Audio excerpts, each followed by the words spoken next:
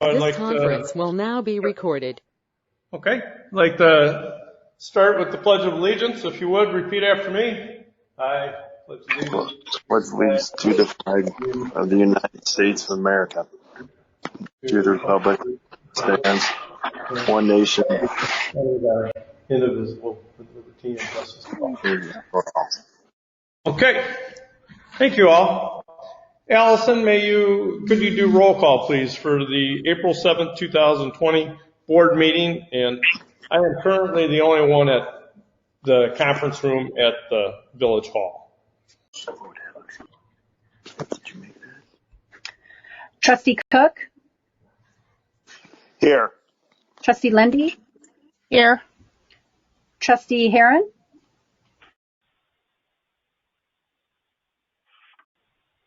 Unmuted and here. Trustee Walter? Here. Trustee Montalto? Here. Trustee Conan is actually trying to get us. I'm going to help her in just a minute. President Michaels? Here. And then Trustee Walter is also present. Oh, I'm sorry. Did you hear me? You said my name. Did he? Okay. I apologize. It's okay. Okay. We have a quorum. Allison, did you want to try getting Trustee Conan on? Yes, I'm going to send her the info one more time.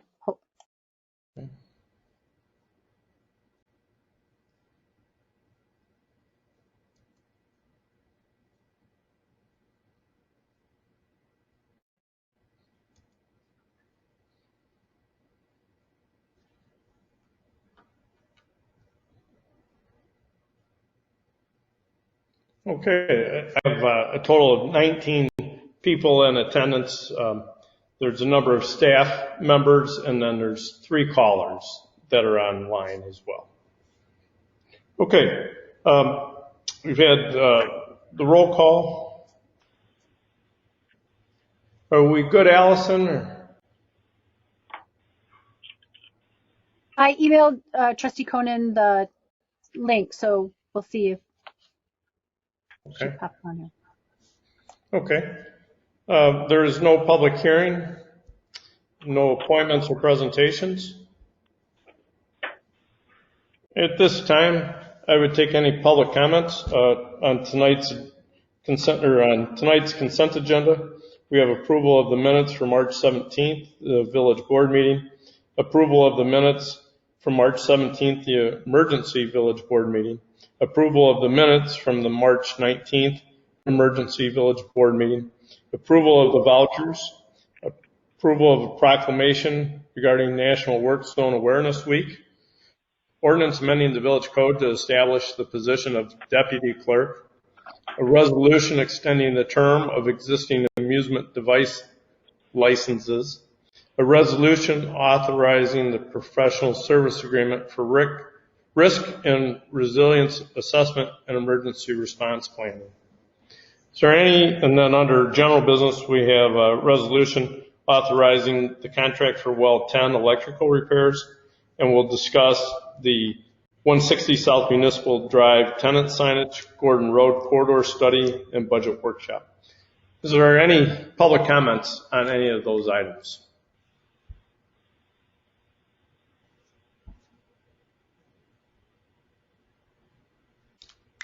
President Michaels, we also can take public comment on anything because we do not have one lower, another public comment in the bottom of the agenda. Okay.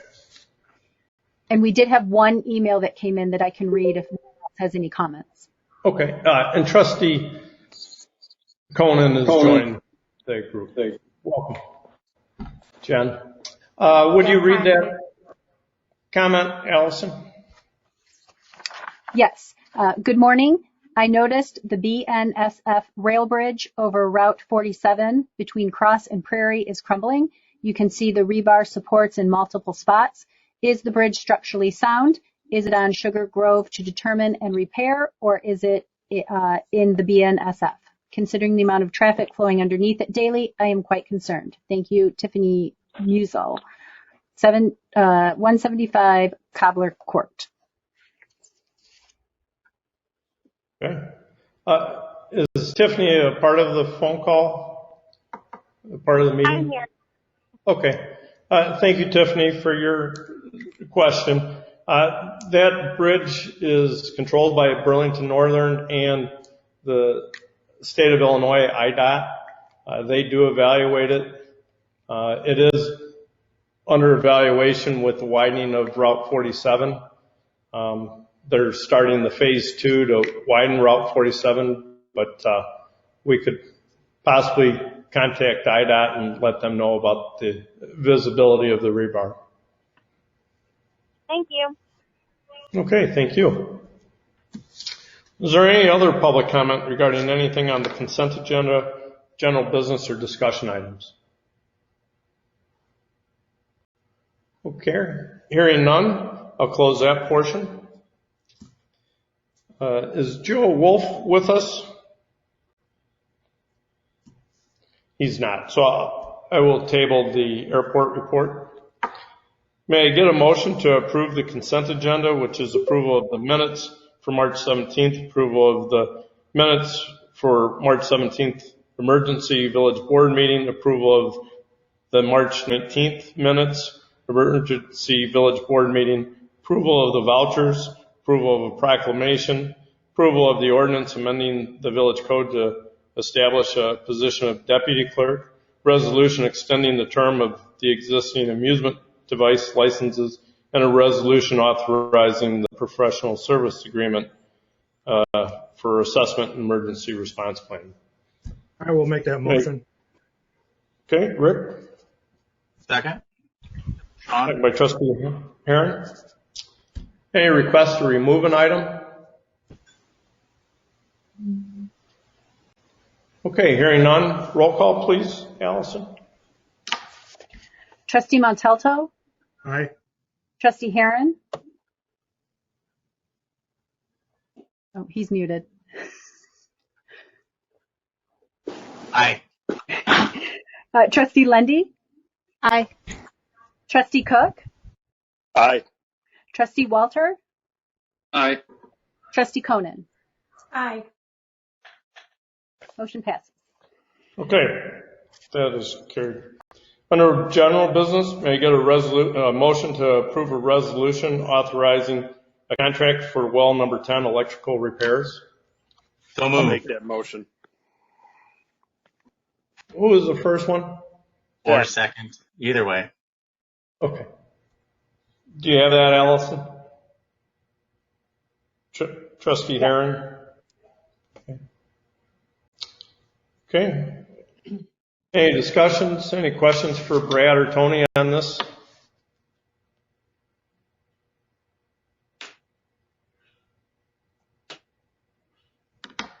Okay. All right, if no discussion, roll call, please. Trustee Herron? Unmuted and aye. Trustee Montalto? Aye. Trustee Cook? Aye. Trustee Walter? Aye. Trustee Conan? Aye. Trustee Lendy? Aye. Okay, that motion carries. Next item on the agenda is discussion items 160 South Municipal Drive tenant signage. There's a request by one of the tenants to have their name put on the 160 South Municipal Drive sign monument that's there. The cost is $577 to split the sign into two sections.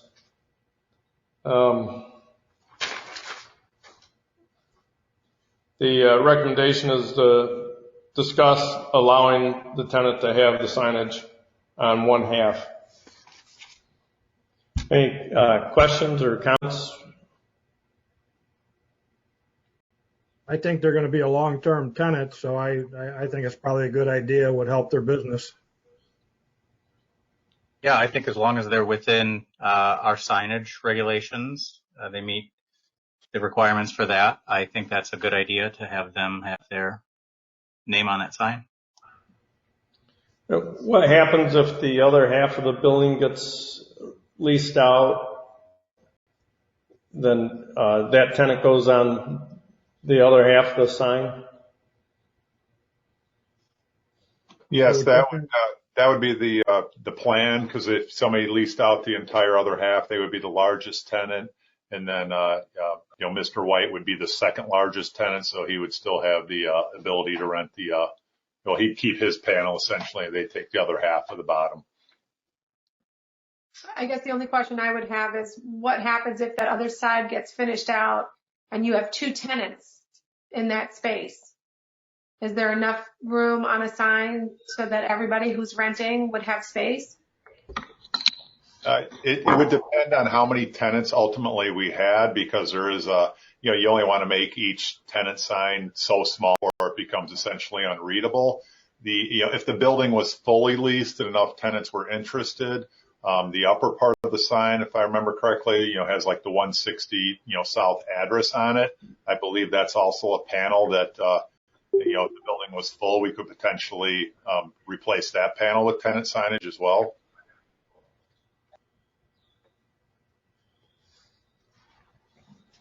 I think as long as there's room to grow, that's fine.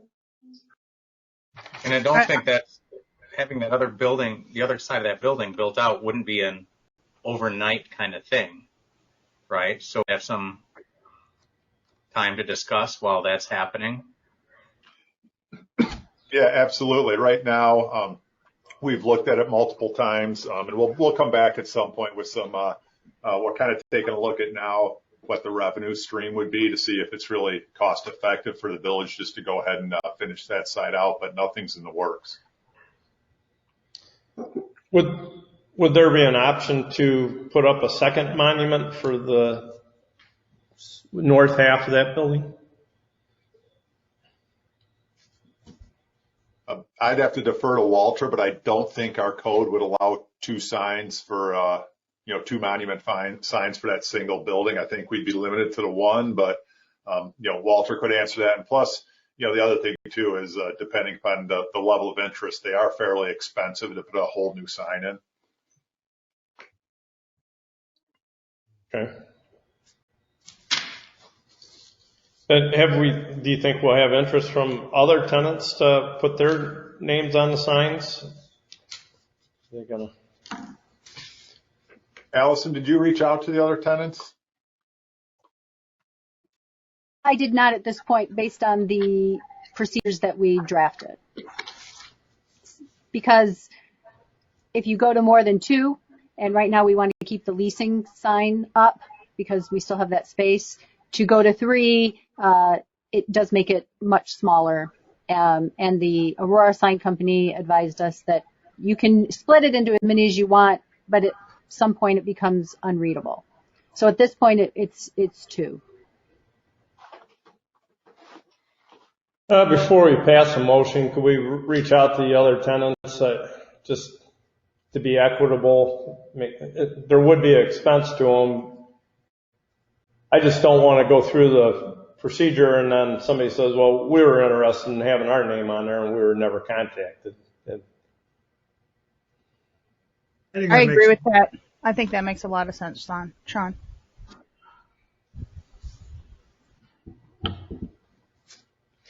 Okay. Any other comments for staff on this? Okay, thank you. Moving on to item B, Gordon Road Corridor Study. There was a follow-up email that the village's share would be $6,000, and I believe this is already a part of the budget.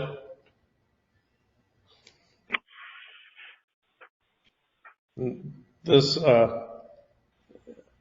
a grant. It's a 80-20 Tony or Michelle grant to do this corridor study, and we've had good cooperation with Montgomery, Kane County, Kendall County, and Aurora, I believe. Yes, it was a statewide planning and research grant. It was an 80-20 program, so the total local share was 24,000, and that was evenly divided up amongst Village of Montgomery and then Kane and Kendall County. Correct. And that was in the budget. That was fun. That was in the infrastructure fund budget for our 6,000. We have received the 6,000 from the other communities as well, or other entities. Sorry. Okay. Would you like me to give a brief overview then? Sure. Just wanted to bring everybody up to speed. There were a few attachments in your packet, but this project actually started in 2019, and we've been along through meeting with the different stakeholders. And it basically is a the study area. It's for Gordon Road, and it spans from Galena Road to Galena Boulevard. There's some proposed lane configurations. They're either 3 or 4 lanes, and that depends on future traffic.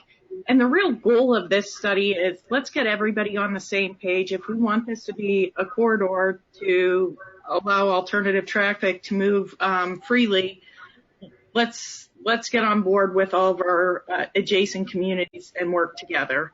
So if a developer would come in or anybody else would come in and there would be an improvement for that roadway, that they would know the expectations, the amount of right-of-way they would need to dedicate for this area.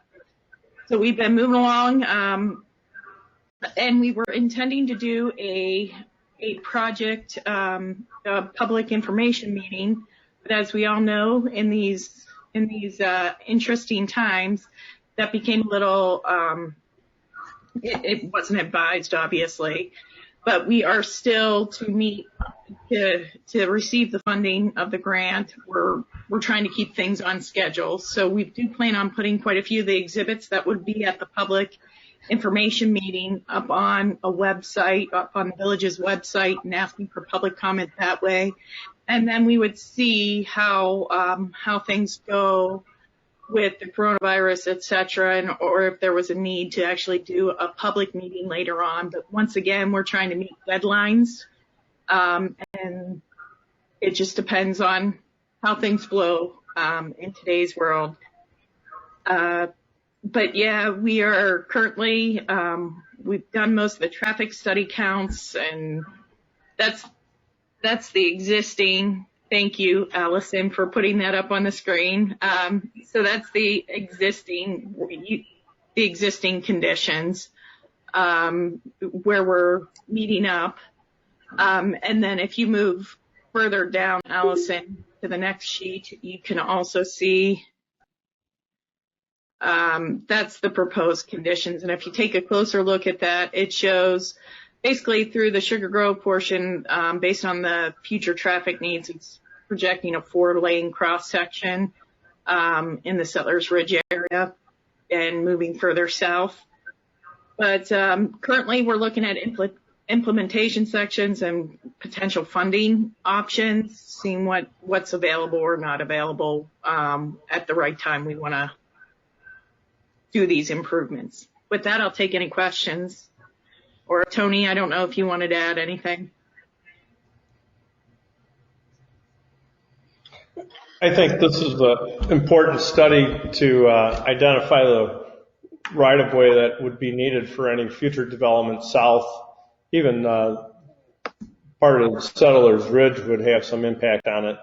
But this will really be a good project to have as that property develops in the long run. And I think it's been great that Gordon Road and Sugar Grove lines up with Gordon Road in Montgomery. It shows some foresight that we had to line these up. If Metro would ever decide to extend lines out to the western suburbs and Sugar Grove prevails, since we're in the RTA taxing area, I think extending Gordon Road would be a natural, because then we could pick up a lot of the Kendall County residents that Metro is trying to service by going to Oswego. So this would have long-term implications, which I think would benefit the region, not just Sugar Grove. Yes, and I have to compliment our partners. The collaborative effort has been much appreciated, getting in and at some of these meetings and everybody offering some helpful suggestions. So I really applaud Sugar Grove as well as all their partners. And we were the lead agency in all of this, working with Pete Wallers. He identified the grant, and we identified the need to extend Gordon Road to accommodate the traffic from the region, because Orchard, I don't know if many of you get to Orchard at 4 or 5 o'clock in the afternoon, but it's backed up, and they really have solutions on how to relieve the traffic congestion at Orchard and Route 30 in the evening. And then, as we all know, Route 47's full at 20,000 cars a day. So this really has been a project that's been led by the village. Yes, and the village was the one that received the grant and applied for it as well.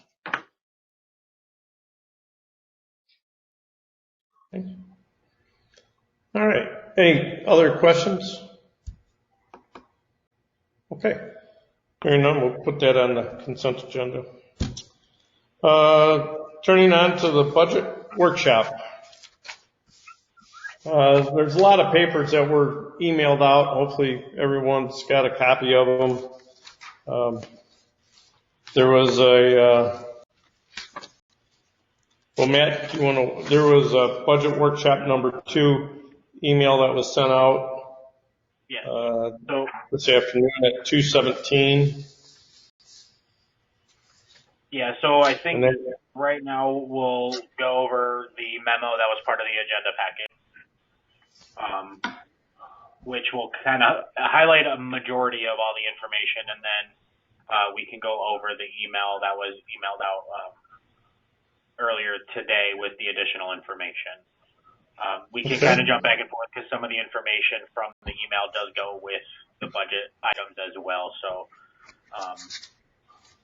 we can do that, and hopefully people have the copies or they're able to follow along as best as possible. So just starting in the on that first page that is up on the screen,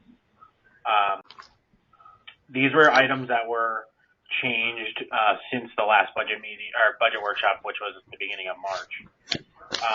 So just to kind of go highlights, there was a change for medical insurance. There was a retiree who hit Medicare age, which then they are not eligible, and we don't have to pay the SEBA benefits anymore.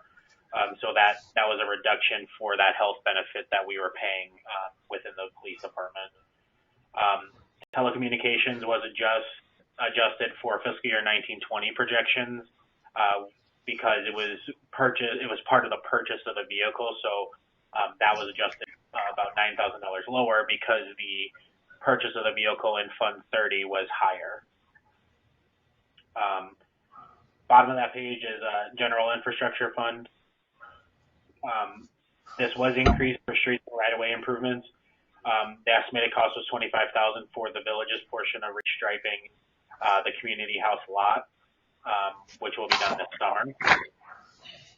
And also, there was a decrease for the 2020 road program as bids for the MFT portion as well as the local portion came in 3.82% and 4.46% under budget, respectively.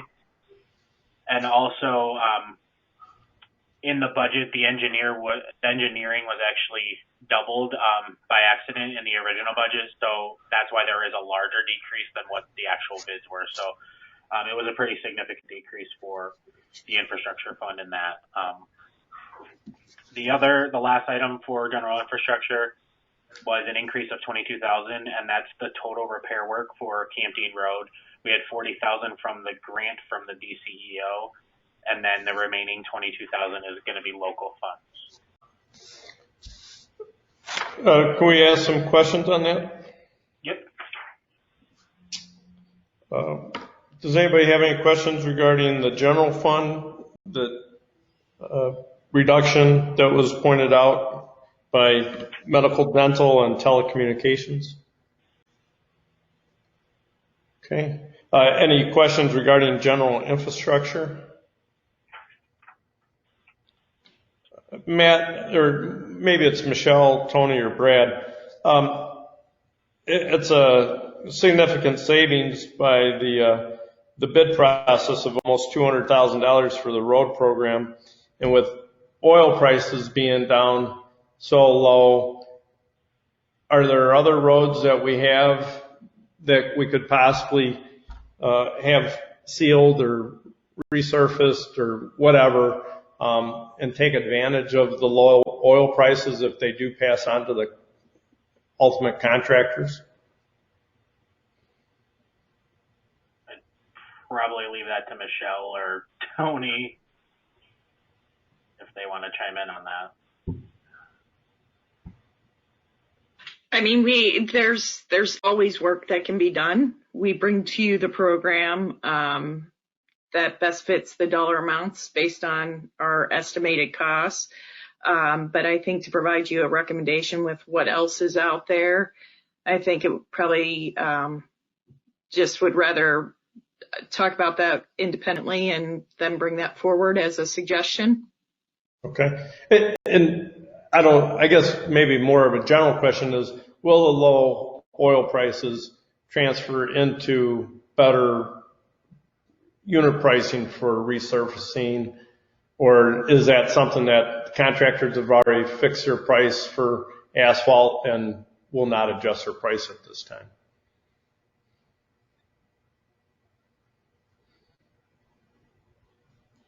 Michelle, you're muted. Sorry. Thank you, Matt. Some of it is oil price, but the other piece of it is how busy and how hungry the contractors are.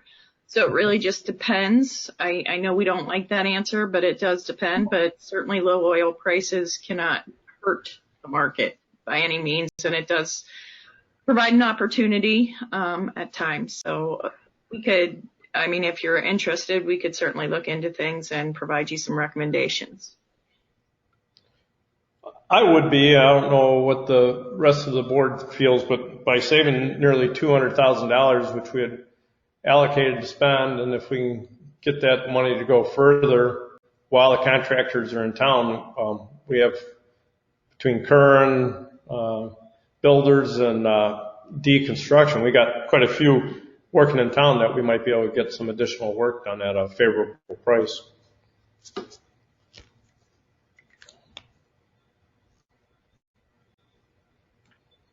So if you would, maybe for next board meeting, if that's not too soon or if you need more time, but if you could work on maybe some additional road work that we could at least approach the contractors to see what type of bidding they would have, that'd be good. Sure, I'll work with Tony and Brad. Okay. And then just to be clear on Camp Dean Road, I know Heidi's been talking about this road quite a bit, but that is a 2-inch overlay of asphalt, correct? On Camp Dean, correct. Yeah. Are you good with that, Heidi? I know you had some interest in that. Right. No, and I talked to Tony about this. I think that, it's going to be extremely expensive to get what really needs to be done on that road. And there's no guarantee on how long this will last, but it's something. And it's really bad out there. I know it's only a small portion is ours.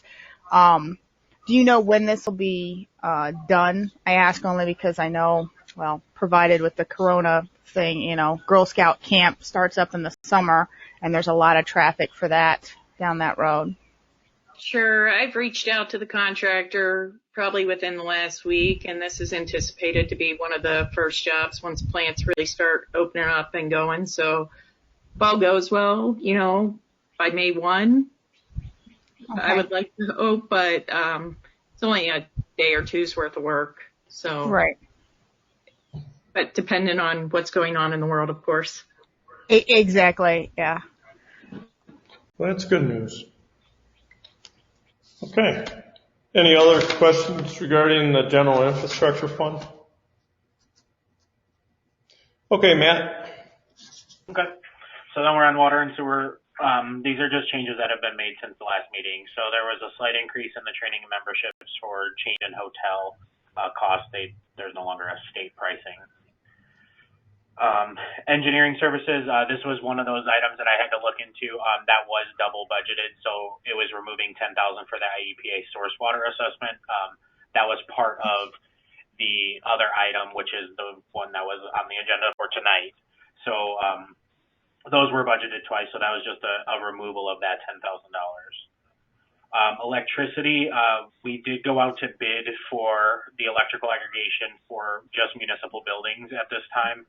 And it did come in about 15% below what we're currently paying. So with that, we are expecting a reduction of about $35,000 in the next year budget for that. The last item is in water system improvements for the well tenant rehab and electrical, where that's the well that had the fire. We budgeted $405,000 for construction for the rehab, as well as the electrical for the panel. We now receive bids for both of those, and the total project's now a total cost of $250,000, so a reduction of about $155,000. So I guess I could stop there, and if there's more questions on those, are just changes that were made from last budget workshop to now. Then there's more items that are discussion items below that. And Matt, was that savings in the water system improvements put into that spreadsheet regarding the rate increases? It was. Okay.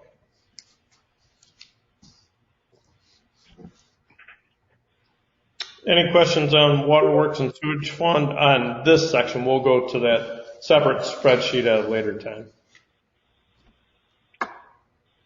Okay. Okay, Matt, you want to finish up the rest of page 2? Yeah. So these were items that were brought up in the last month since the last meeting for discussion items that we have some explanation on, some information on, but also if there are requests to discuss specific items. So the first one is that we didn't discuss accomplishments and action plans, and if we want to, or if there are specific questions, I guess that can be emailed to the departments, or if there's questions that are had now on those. Okay. So then the second item, we discussed the video gaming cafe as additional revenues. We are not projecting any type of new revenue for video gaming cafes in 2021, especially with the current shutdown of the video gaming statewide with the pandemic. We initially had sent out an email regarding potential of a part-time salary regarding the position here in administration that was eliminated if the work wasn't able to be done. At this time, it is not being recommended to add that potential position. Fourth item is there was discussion regarding reducing the community newsletter and shifting that money over to the Grooven and the Grove, as well as the requested amount by the committee is an additional $250 versus the current budget. So that would be something to discuss, and if that's something the board wanted to move forward with. Could I make a comment on that one while we're on Please. it? Yeah. I don't know if everyone's aware of it, but what's transpired since the last meeting we had, the showmobile that Fox Valley had on the market for $30,000 did not sell. They were going to repost it for $25,000. And before they did that, there was conversation with Oswego, who was very interested in getting it also in partnership with us. They had a commitment from Kendall County in terms of a 20% donation up to $10,000 to help buy it. And Kendall County also offered a place to store it free of charge.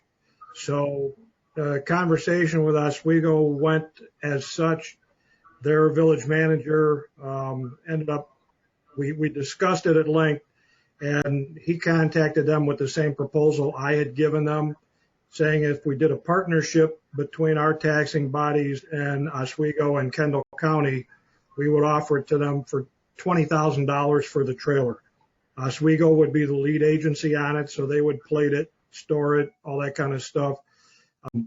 Dollars and cents, how it comes down to is Kendall County pays $4,000, Oswego pays $8,000, and we pay $8,000, which we can do out of our current budget this year with this $4,000, which means next year we will not be paying any rent on any trailers. The rent we would have paid this year, along with the extra $2,000, will allow us just to purchase or give the money to Oswego as a kind of a mutual use thing. And then we can lower this budget next year back down to $2,000 or $2,500, depending on what the committee requests. We will not need this much money going forward because we won't have to rent a trailer from now on. Can I say something? Sure. My first thought is, have you given any thought to the fact that I know the budget is supposed to go down? Well, it's going up, but you're providing 3 shows this year instead of 4. My thought is 3 really a realistic number at this point?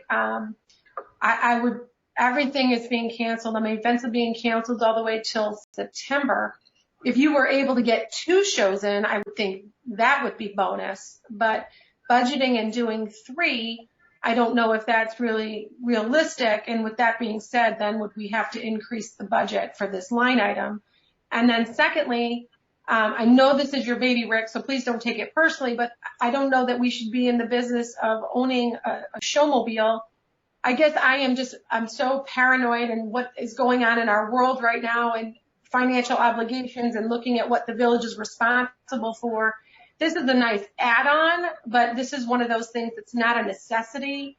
And with that being said, in light of where we are, I don't think it's a smart purchase at this time. Well, I don't know if anybody else has any opinion about it, but. In response to your comment about owning a showmobile, we really wouldn't own it. Oswego is the lead agency. Oswego purchased it. We're just giving Oswego money towards it for the use of it in the future. And so they will license it, they will store it, they will do all that kind of stuff with it. We still have to meet down the road to decide, if there's any maintenance or issues of that nature. So far this year, I've only booked 2. Both of them are in July. Hopefully this will all be behind us by July. If we book a third, it would be scheduled for August 14th. We're not doing any early concerts this year. I'm holding off on booking that other one till we see what happens with this. And as far as the 4,000, I think the number is arrived at because the other taxing bodies have committed to that. The Park District has, the township has, and I don't want it to look like we're going back on what we were talking about and asking them to pay more than we're willing to pay. I guess my only thought on that would be, you did mention that at the last budget workshop, which was in the first meeting in March. I don't know if you've gone back and had any conversations with every other agency that has budgeted prior to the coronavirus and whether they really want to go forward with increasing their budget on this line item. I don't know if you've had that conversation, but I know that everybody's kind of pulling back and proceeding with a lot of caution going forward. I agree with Jen. I think we need to really watch what we budget or increase our budget for, particularly if it's an outdoor entertainment item. I don't know. I think we should be very cautious on doing that with, us not knowing exactly what's going on in the future as far as outdoor gatherings. Well, I agree with Rick. I think it's a good time to purchase this based on what Oswego and Kendall County are fronting the money, and based on the numbers that Rick talked about for stage rental, this is really a savings overall and in the long run. So it's a pittance to our budget, and with the other taxing bodies still on board, I think the village needs to commit to this. Wouldn't it be more of a park district items for them to be fronting versus the village for entertainment? I don't know if I'm confused, or I feel like this isn't really a necessity. We talk about, cutting services, about, times are tight and we don't want to cut services. This isn't a service. This is an amenity to our village, and it's awesome, Rick. It's fantastic. But extending those dollars even further, for something that, maybe it stops in the near future. I have no idea. I just don't know that today's the day to commit additional dollars to something like that. We're talking about, I know I brought it up to Brent, but, talking about police cars and other things that are truly necessity, but looking at those purchases as, is it the right time? And if the staff says, yeah, it's the right time, we go with that. But we're really looking, at least I am looking at every single item saying, where can we save? Because even though Matt has done fantastic projections on what he thinks we're going to lose in revenue this year, it might be worse than he thinks. We just don't know. And so this is a year to just really go slowly, not go, oh yeah, we've got reserves and therefore spend them. I don't know that this is really one of those items that is that crucial to the village in our essential services. Well, it's taken. Brent, Rick, if we could, Brent has a comment. Yeah, I just want to make sure everybody understands, and I think you do, the distinction between including the dollars in the budget and actually contributing them or signing a intergovernmental agreement toward the show trailer. My conversations with Oswego is that they have purchased it. They've bought it. They own it. And whether Sugar Grove or Yorkville or Montgomery or anybody else who expressed any interest in it or not, it's already been purchased. Their plan is to once things settle down a little bit, or maybe not, depending, is to essentially have a meeting with any interested agencies, which would include the 4 or 5 entities from Sugar Grove, to talk about, who's paying for maintenance, how is it going to be scheduled, all those types of things. So what they're going to want, which makes total sense, is they're going to want whatever participating agency or agencies to sign some type of intergovernmental agreement.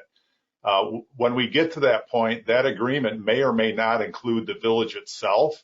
It may be, the village of Sugar Grove may be a party to it. It may be Sugar Grove Park District kind of on behalf of the local agencies. So I think, for me right now, I don't want anybody to think if you budget the, full 4,000 being requested, that's an automatic that the committee can go out and sign an intergovernmental agreement. I mean, they don't actually legally exist as an entity, so they really can't sign anything binding.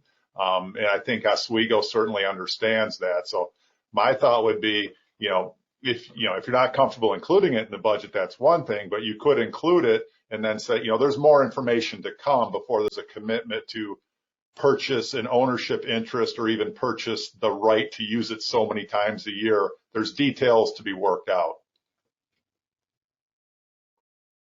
Okay. Rick, did you want to include anything else?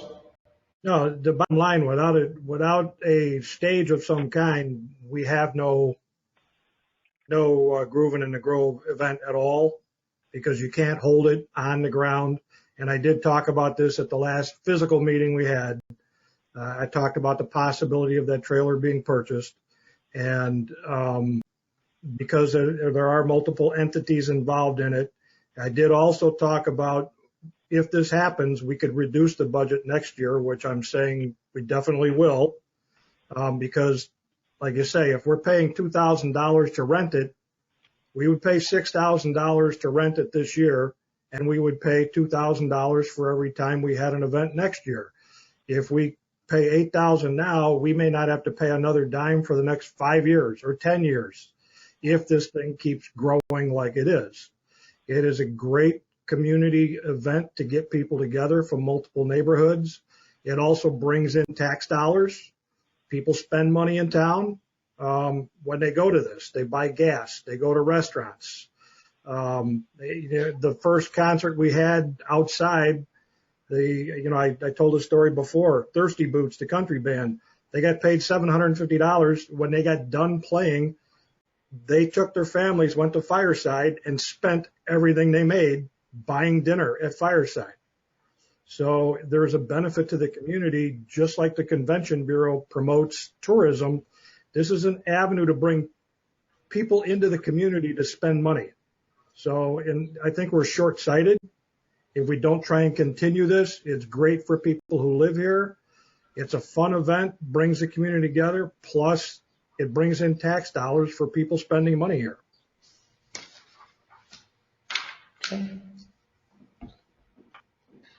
Okay. We can move on and come back to individual items as when we go to approve the budget. Next is service fee, or Matt, you want to continue? Yes. Okay, so another revenue item that was brought up was adding a service fee for utility billing charges, which we currently don't charge anybody to use a credit card for utility bill. With all the stuff and financial strain going on, we are not recommending adding any of that. The next one is water and sewer rate with the proposed increase. So given the strain, again, as everything is going on, staff does believe that a 0% increase can be accommodated under the understanding that the rate increases will be needed to fund the Dugan Woods project in the future and to build the fund reserves. That was part of what was sent out a little bit earlier today in the spreadsheet, which I believe Allison is going to try to get pulled up to look at.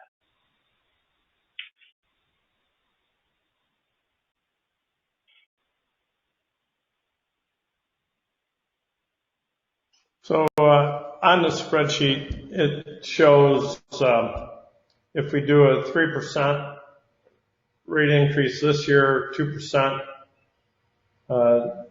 this year, 1% or 0%.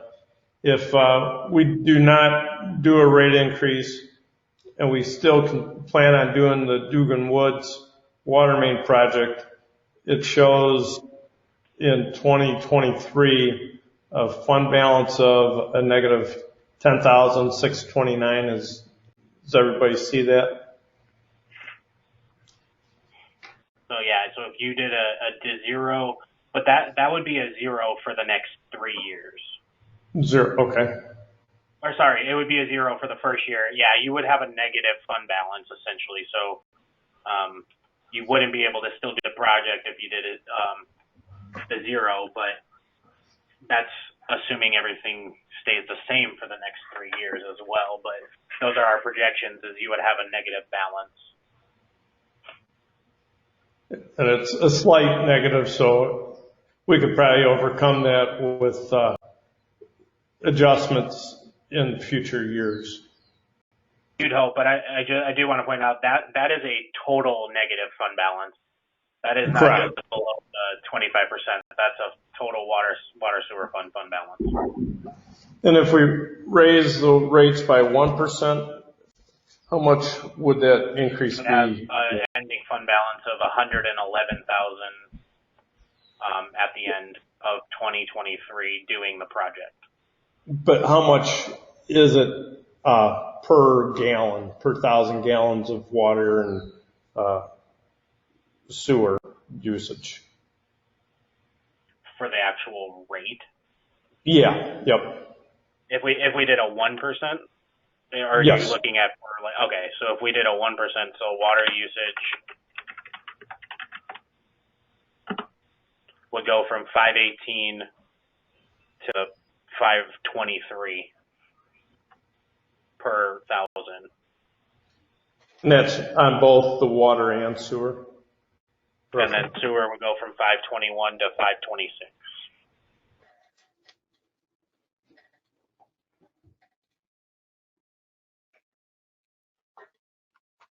Can I ask a question? Sure. Would it be possible to go with the 0% water rate increase this year and move the project off a year? So in essence, you could be looking at, you're just moving the project along, but in essence, the numbers could be more relative to the 3%. You're just shifting it off in light of where we are and what's happening in our economy. Can that project wait a year? It has been an area that's had a number of water main breaks, and as usually happens, water main breaks never occur at a good time. But and then it is also an area where the road is deteriorating. So by doing the water main project, one, we're increasing the reliability of the system and improving the roads locally. Yeah. It probably could be pushed out a year. Yeah, we got to do something. We got to take care of it. I don't think a 2% increase is unreasonable, even in this climate. And it's a struggle. Things are not good right now, but 2% to me would be reasonable. Hey, Matt, what year is the project planned under the current budget?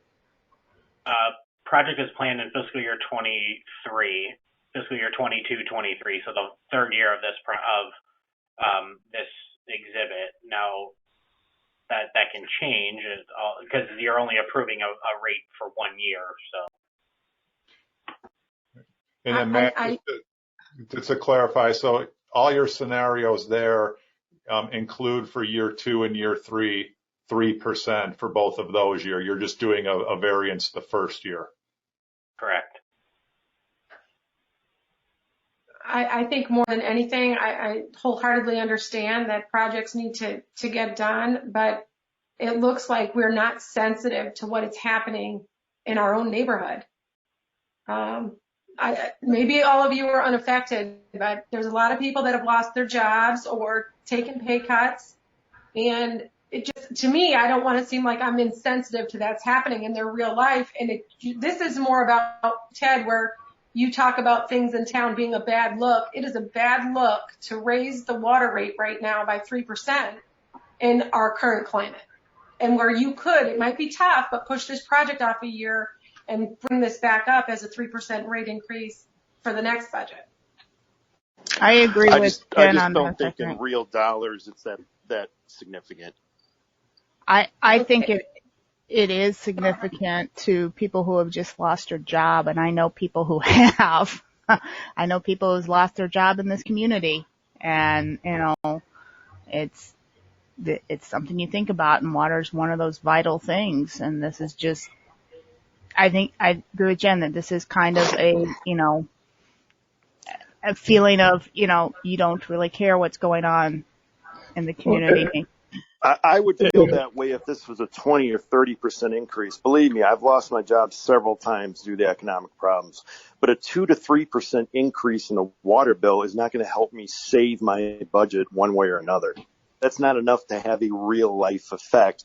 It would if it were to be, cumulative with several other things that we're getting hit at the same time. And I get that. I mean, especially if things continue to rise and, we get nickel and dimed in Illinois. So I could see that if we can make an argument that it was a cumulative thing, but I don't know. To your point, Ted, we're looking for basically a 10-cent increase in both between the water and sewer. Average use is about 5,000 gallons a month, so we're talking 50 cents a month at this point in time.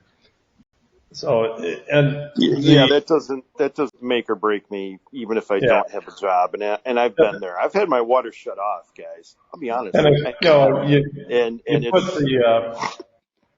you put the residents my problems when I'm going through that. Right. And if you put the residents through a boil order or have to call the employees out at midnight and do, emergency excavation, we are putting $25,000 into the budget, and that's about, I think this might make a $25,000 to $40,000 difference in our budget. But, one water main break at the wrong time, we could more than pay for this rate increase, plus the road improvement for the residents. So I would like to at least go with a 1% rate increase at this time. Yeah, I do wonder sometimes about the look of this thing, because right now we're at least the school district shutter in place until the 30th of April. But I've seen predictions that go all the way through the summer, that stuff might not be open back up. And then once this stuff does start to open back up, it's not like a switch. We turn it on and everything goes back to normal. There are going to be steps to small gatherings, 5 people, 10 people, then on up.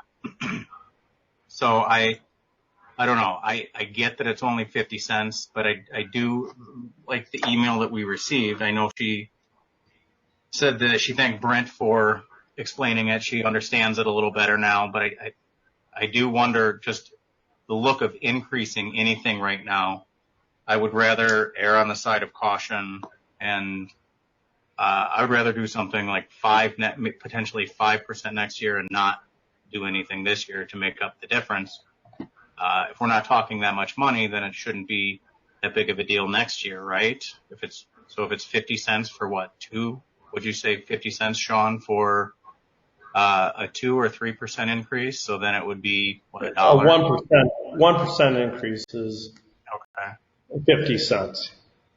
And I know that that's not a lot of money. Rick could compare it to a coffee at McDonald's or something, but I don't know. I'm really hesitant to increase. I would ask that you drive out to Dugan Woods and look at their roads as well, because that's an improvement that they get as well. So a lot of us have good roads in front of our house. These residents have not had good roads for a while, and to push this off, it's easy for us, but we're not doing it.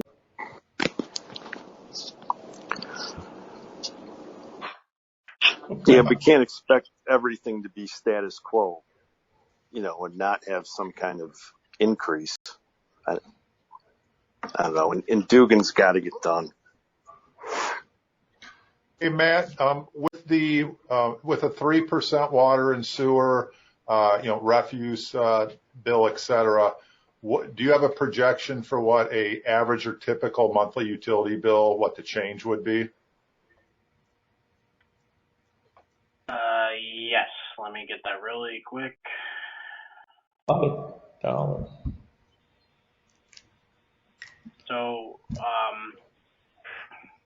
as presented at the utility rate committee, the average current, the base current charge for a user right now is $57.05, and that would be a resident, because that includes garbage and road maintenance. The 3% increase, the base would go up to $58.76, but the $1.71 additional, and the rate on a per 1,000-gallon water usage goes $5.18 to $5.34, so 16 cents, and $5.21 to $5.37 for sewer, also 16 cents. That's a 3% increase. So on an average bill, it would go, which we've averaged as 4,631 gallons a bill per month. The current rate is total for 106.92 would go to 110.17, so about 325-ish on average for a usage.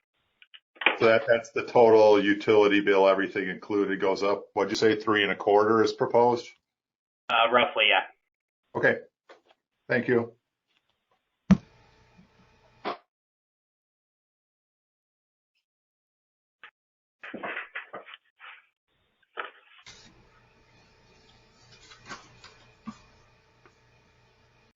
All right. Well, we'll have to debate that one at the next meeting then. So do visit Dugan Woods and take a look at the road system. Okay, next on that list, Matt, on page 2. Yeah, the next would be in the initial proposed budget, we had 100,000 for emergency repairs. Staff believes reducing this to 25,000 is appropriate if the board sees to do that. That would be in the water and sewer fund. Okay. Okay. And then the next item that was brought up to discuss is possibility of a TIF surplus to taxing bodies. So there is a planned feasibility study for extending sanitary sewer out to the Dugan Road area.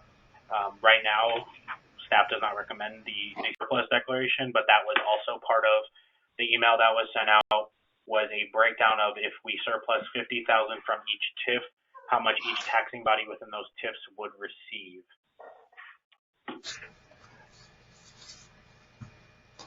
As an example of a surplus. So that is where we're at. If there's more discussion regarding that. Hey, Matt, if, Brian. Go ahead. Sorry, Brian. no, I just was going to point out, and I'm sorry, I'm not pulling up the number right here. I know it was in the email I wrote, but the TIF 1 is projected to have a surplus while TIF 2 is projected to be a deficit. That's correct.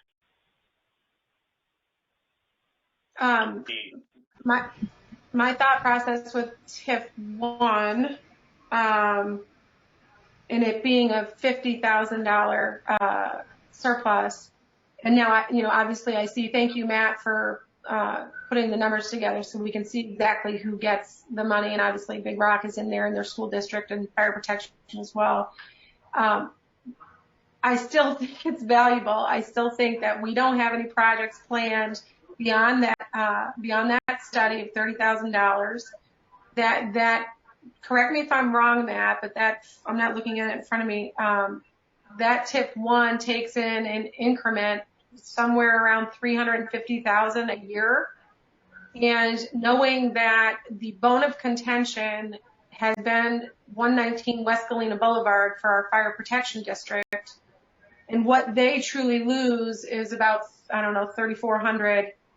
Declaring the $50,000 out of TIF 2 gets them about $2,000, so not a lot. But in the status of the climate that we're in, and I know we talk about, Crown Community Development maybe going to Big Rock. Not that we're trying to throw them a bone, but it kind of looks nice and that they're getting a little something too. But it also goes to our other, the other taxing bodies that everybody needs money. We all need it. We're housing it basically. And to throw $50,000 at them, if it gives them a little bit of something that they weren't expecting, I think it goes a long way. In light of the fact that the biggest, like I said, bone of contention is 119 West Galena Boulevard. It's not located in TIF 2, but there is a way and a mechanism to declare a surplus. Just to correct you, Jen, the Galena is not in TIF. It's not in TIF 1. It's in TIF 2. Yeah, right. No, I understand. I know it's in. I'm sorry. I understand it's in TIF 2. So the funds that I'm saying declare a surplus would be out of TIF 1. Correct. But the issue that keeps coming up, I've spoken to several board members out of the fire protection district. While they will always fundamentally disagree on TIF, and I've had conversations about while our vote went down the way it did on the last realignment. Their real issue is that senior housing building, and I understand it. I think it goes a long way to us showing that, especially in a time of crisis, that we don't have a project that's sitting in front of us. Although money is building in that TIF, there's nothing sitting in front of you right now. So throwing $50,000 in the surplus so that everybody gets a little bit of something. I don't see how that is a bad thing to do for any of them. I propose this, and I think $50,000 allocation out of TIF 1 is appropriate. So I go with distribution out of TIF 1, but not out of TIF 2, since TIF 2 is running a deficit. I agree. Any other comments on that? Okay. Okay, Matt. Okay, Page so we'll three. continue on to the next page. Sidewalk program was brought up. Due to everything happening with village revenues, staff is not recommending any expansion of the proposed budget for that. Okay. Public Works building painting. At the time we've discussed this, it is just an aesthetic issue at the time. There is no structural issue with it. It's more of how it looks. So we're not recommending any allocated funds at this time.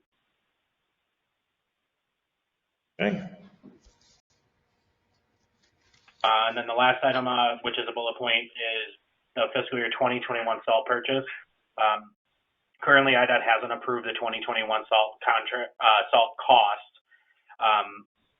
Right now, we're estimating at the high end 215,000, but at the low end 172,000, depending on the per ton cost and quantity.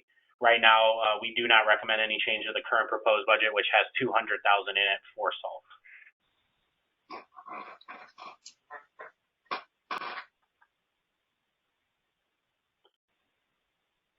Okay. All right. If there's no more questions on that, we can kind of get into the last part of this workshop memo, which discusses the staff's estimates and thoughts on COVID-19 pandemic. And mainly this will cover a lot of revenue. We don't expect and anticipate much additional costs, but we do anticipate some revenue reductions. So with all the state closings,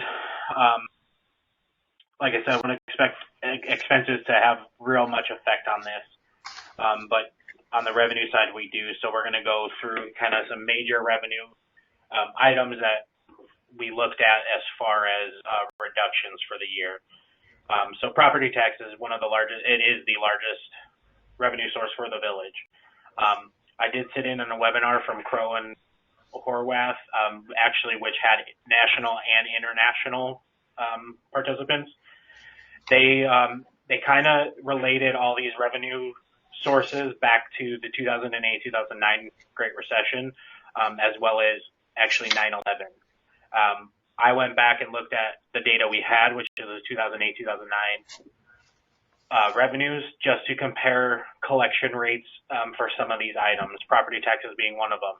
During that time, I looked at a 3-year period, and the village still collected at the 99% rate that we currently budget for property taxes, even during the Great Recession. So at this time, we are not proposing to change any property tax revenues. However, I did put bullet points in of how much our revenues would be reduced if we were to budget at a lower collection rate, which is 98, 97, 96, and 95. So if there's questions on that or any comments, I can take those. But we do have an adequate fund balance. We are above the 25%. That's correct. We are right now about $300,000 plus above the 25% right now, and even with, which we'll get into at the end, but even with all of these reductions and the proposed budget having a deficit, we would still be over $200,000 above the 25% fund reserve balance. Okay. So next item is sales tax, which obviously is going to be the largest. That is going to be probably hit as far as a user standpoint. What I did is I looked at sales tax reports that we receive, and I broke them down into 7 categories, essentially restaurants, stores and essentials, gas stations. Then we have non-essential small businesses, some national companies that are within the village, anything that's done online or virtual, and then kind of unknown based on corporation names that I couldn't figure out, which you can see are one of the lower sales tax generators. So I broke that out on a monthly average on how much those types of businesses bring in, and then how much of the percent total on a monthly average do they bring in, so that we can kind of adjust our monthly collections by a certain amount that we believe is going to be affected by this pandemic. So during this project, the main one that we hit would be restaurants. Restaurants in total, we did a monthly reduction of about $4,300 due to right now we know a lot of sit-down restaurants are closed if they're not doing carry-out. We do know Fireside is closed. So then we took even our fast food restaurant chains and we reduced them, majority of them by 20%, some by 40%, because the drive-through is their main source of revenue, so that really hasn't been affected as much. So for restaurants, we reduced it about $4,300. For our stores and essentials, we did not adjust. We adjusted it by about $1,000 just for some of the main stores are closed, and people aren't doing that. Even though they may be considered essential, they're not doing some shopping. But we do believe that grocers will be picking up a lot of that because they are doing better than they used to be. We did not reduce for gas stations. Those are still fully operational. We do think that travel is going to go down, but we don't believe that it's going to have that large of an impact long term without people buying gas. The non-essentials and small businesses, we assumed everybody shut down.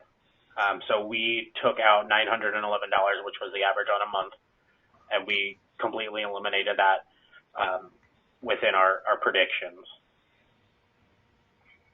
National companies, those are going to be Verizon, your phone carriers. There are some companies that do business within the village that may not have a physical address in the village because they don't need a physical address. So those, we did not adjust anything on national company side. Same with online and virtual. That would be people selling anything from like Tastefully Simple, Avon, Rodan and Fields, any of those online that you don't have to have a physical store or physical presence, they're still happening. There's also things that are items such as leasing companies who lease, for example, printers. We get sales tax off those printers because they're within physical address of the village, even though the company does not go within the village. So we didn't reduce anything for those. All of our unknowns, we don't know what they do, so we just assumed they closed.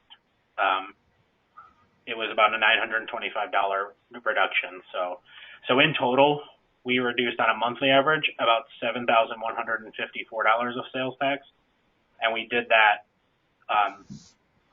for essentially 3.5 months of reductions.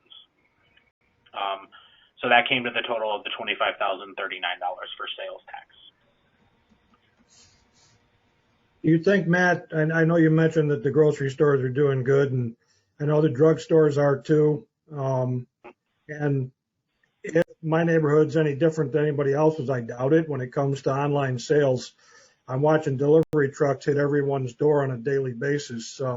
People are not, if they can't go out to shop, they're shopping online. So do you think between the grocery store hoarding, the drugstore stuff, the hardware store, and the online shopping might offset some of the tax revenue we're losing from the restaurants and this stuff?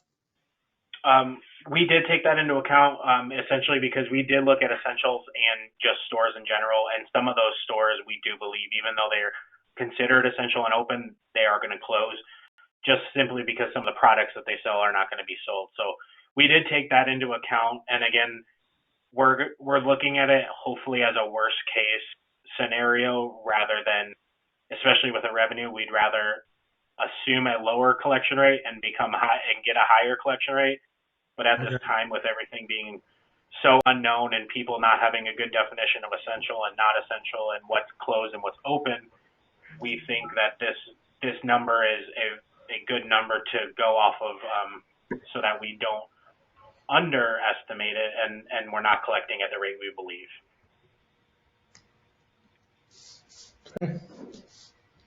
All right. Any questions for Matt? Any additional questions for Matt on the reduction in sales tax revenue?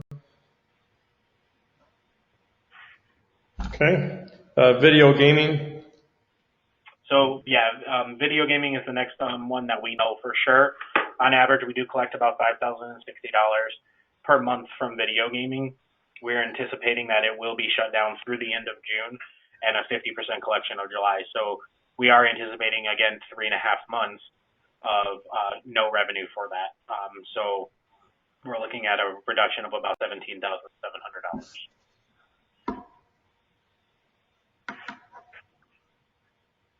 Any questions on video gaming? No. All right. The next one is income tax. So we collect income tax on a per capita basis through the state. Each municipality is not directly affected by how many jobs you have within your village. It's based on your per capita, so on your population, and as a state as a whole. So unemployment, we are looking at, and 30% of the workforce has currently filed for unemployment benefits. This was another one of those items that they determined to look at the Great Recession numbers of 2008 and 2009. When I reviewed those items for a 3-year period, we found that it was about 11% below anticipated collection rates for that year. So on top of the current state 10% reduction, I did reduce it for 11%, but only for 3 months, which we are hoping is how long it goes, because we're not going to reduce it for the whole year, which we don't assume the entire year of revenue will be. So that reduction comes to $24,680. Okay. Any questions regarding that? Looks like you considered the same thing for court fines. Yeah, court fines is about the same thing because of the not really having any stopping for traffic as we know.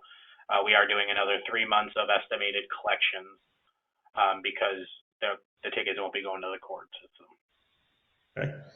And so your next line is the summary is that our budget could be reduced by $95,000, $929, causing a deficit of $90,261 based on your assumptions.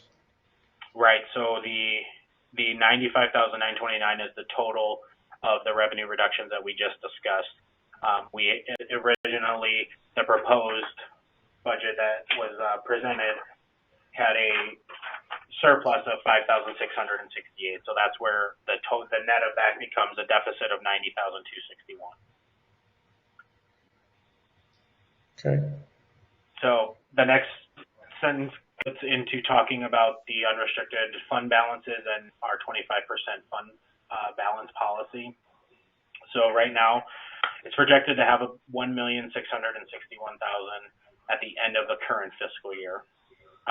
Right now, that's $371,000 above our 25% policy reserve. If we use the deficit of the $90,000 for the next budget year, it would result in an end year balance of $1.571 million, which would still be $213,000 over our 25% reserve policy. So the last paragraph, it does get into that the reserve policy is here, and that's actually this pandemic is the main reason for these types of situations with a reserve policy. You can approve a deficit budget and remain fiscally sound with our reserves that we currently have. And given in the unknowns, there is village administrator is proposing to reduce the planned salary adjustments. As those proposed changes impact individual employees rather than groups, they are covered in a separate memo. The total reduction from these changes is $38,000 across all funds, but $33,454 in the general fund, which would result in the general fund having a now deficit of $56,807 as the proposed budget.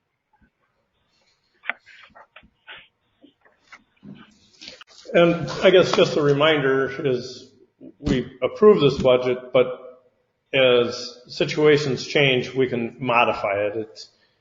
It's good broad parameters of what we're doing. We have a very competent staff, and we meet every other week, basically, to review our expenses and see what's going on. So, I think we need to move forward with the budget with the assumptions.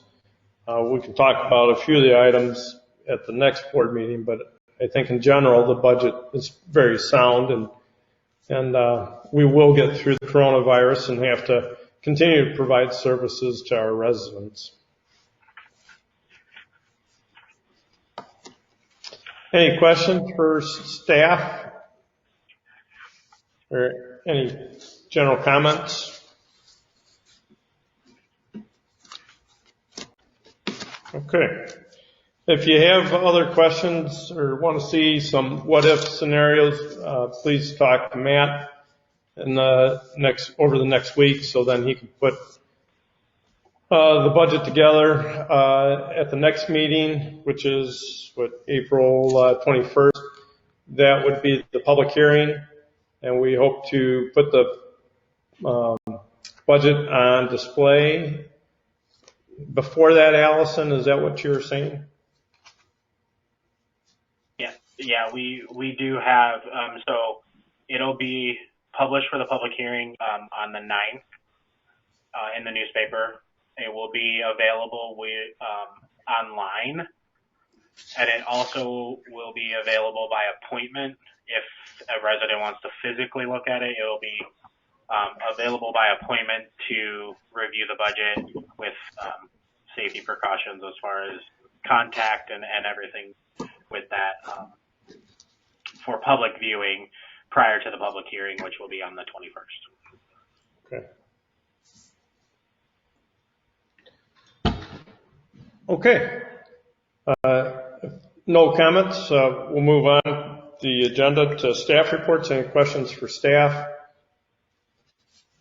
I'd like to thank Brent and all the members of staff for the work that they've been continuing to do. It's been a lot of after hours with phone calls on the weekends and at nights, participating in various webinars and really keeping the village moving and getting the information out. So I think we've done a good job.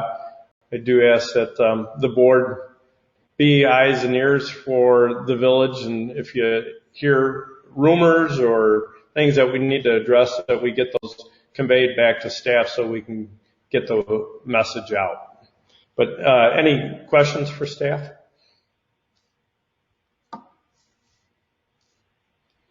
Okay. Hearing none. Trustee comments? Trustee Lindy? No, my report would be the Girl Scouts. Give a shout out to my troop. I had a couple members don't make and donate 45 face masks for Chelsea Senior Commons. Delivered those on Monday. That's good. That's a good public service or public announcement. We should get something out on that. So thank you and congratulations to your scouts. Yep. Trustee Conan, any comments? No, just that we were going to do the, adopt a highway cleanup on Saturday, which we're going to postpone and push it off into May, hopefully. So that's all regarding that. Okay. Ryan, any comments? Nothing, thank you. Okay. Rick Montalto? Yes, other than staying away from people and staying at home and working on stuff here, my wife has started a project, and I've been in contact with the department heads today, Brent and Pat and Tony and Walter. I don't know if you guys can see this on the camera, but Heidi did the same thing. My wife has gone on the Joanne Fabric's website, gotten printouts on how to make masks, and these masks, she's gotten various materials with the elastic. I'll model it for you. but they are basically a exterior, interior, and she said there's a fusible liner or something in it, so I believe it's 3 layers with elastic. And seeing as we're still having trouble getting the mask, she's going to make, I think she's got enough material to make about 70 of them. We're going to be delivering the first 15 she did today to the police department. Tomorrow's getting 5. Public Works is getting 5, and the community development is getting 5. And I've got a big 100-yard roll of elastic coming in the next day or two, so she can complete the rest, and we'll give more. Public Works and Community Development wanted 17 total. So we were going to hit the senior centers with them too, but now I know I can take one of them off my list, and we'll provide the village with them. And the nice thing about them is they're cloth, they're reusable. You can throw them in a washing machine. So if the employees feel more comfortable wearing them, they can take them home at the end of the night, wash them, and have a fresh one for the next day. So that's kind of what we're doing with our spare time right now. Okay. Thank you, Rick. Ted, any comments? Nothing new from me. Thank you. Okay. Sean? I think that's cool, Rick. Let us know if you need any, we can donate to help out, materials or anything like that. So far we're good. I'm not going out for coffee every morning, so that extra money I'm saving is going to masks. Awesome. What else today? I think e-learning or remote learning for the school district is going all right. That's going to change a little bit next week. It's going to be a little more fine-tuned. But this is all new, so as we try to roll this stuff out, we're sort of learning on the fly too. If you have friends, neighbors, or yourself, if there are certain things that you're struggling with, I've told my parents that to give me some feedback, because we can tweak it, we can change it up a little bit, but right now we're trying, but this is something that none of us have ever done before. So I think giving feedback would be a great thing for anybody that's now become a homeschool teacher. I think that's all I've got. Okay. President's report real quick for Chief Rollins. Pat, if you can hear me, did you go on the StarCom on Monday? We did. We went live Monday at 7, and I'm glad to report there were no issues. So it was very successful. And that's all police departments? Correct. So currently all the 7 police agencies are operating on StarCom. The fire departments within the TRICOM dispatch center will probably be operational within a month. Okay. And Brent, would you mind commenting on parking over sidewalks? Sure. As you know, we had a resident or two concerned about parking over sidewalks, with unanticipated, primarily, I think, college-age students back home. And so we did put out that, at least at the village end, we would not actively enforce from 11 p.m. to 6 a.m. Parking over the sidewalk. We had a couple people thank us for the post to say reminding people to keep the sidewalks clear. And it seems to be going well over the last few days. Pat's had the afternoon and midnight shifts pay specific attention to when they see people out walking. And what they've noticed is that there's still a fair number of people currently out walking as late as 10 p.m. And they said that the time that people are out is, even over the last few days, seems to be getting later, as the weather has been nicer and, certainly the sun's down by then, but with the later sunset. And then they're also seeing people out walking as early as 5 a.m., but certainly a fairly significant number, about 6:15 and the 6:45 range, they really start showing up. So at least at the staff level, we think the 11 p.m. to 6 a.m., we won't actively enforce window. Seems so far, we think that's appropriate. We can continue to keep an eye on it. And as we put in the information we sent out, it is a state law not to park over the sidewalk. So certainly, a different police agency that might have, also jurisdiction could still write tickets even if the village is not. Okay. Other president comments.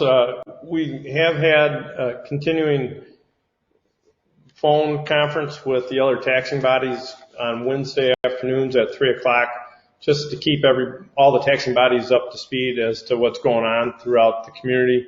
It's been very good.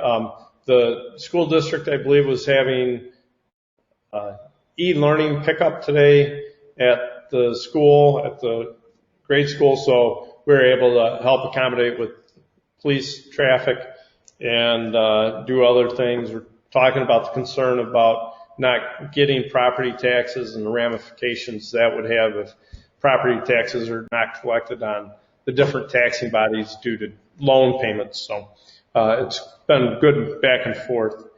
I've been participating in Mayor Lightfoot's teleconference on Sunday evenings just to find out what's going on in the region. She's done a great job of keeping everybody abreast of what's going on and listening to what is going on in the outlying communities. Metro West has been very good. We had a meeting last week, a virtual meeting last week, to hear what's going on in the other communities, and it's provided some good discussion amongst all the mayors and managers. I'd like to thank Producers Chemical for their contribution of the hand sanitizer that I think they distributed to Public Works and the police. So thank you to them, and thank you to Allison for putting in the time to put this video conference together. So I think it went very well. Is there any need to go to closed session? I know it would be difficult, but It just, if the board had any questions or wanted to talk about administrator department head level performance or any compensation adjustments, we could certainly do that tonight. If you do choose to do that, it'd be go to closed session, adjourn from no action, but we would actually close out this meeting, and then Allison would send out a new link, so it would be limited to the appropriate people for that. But that's totally up to you. I do not have any need to go to closed session at this time. If there is a need, please contact myself or Brent, and we could schedule that for the next meeting. Okay. Is there any other business to come before the village board? May I get a motion to adjourn? Make that motion. Second. Second by Trustee Cook. All those in favor state, well, let's do roll call since it'd be hard to say aye. Allison, would you do roll call, please? Sure. Trustee Montalto? Aye. Trustee Cook?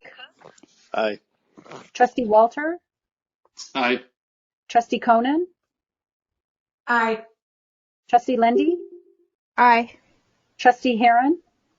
Aye. Okay, meeting adjourned. Thank you, everyone. Be safe. Thank you. Thank you. Everyone stay well. Bye, guys.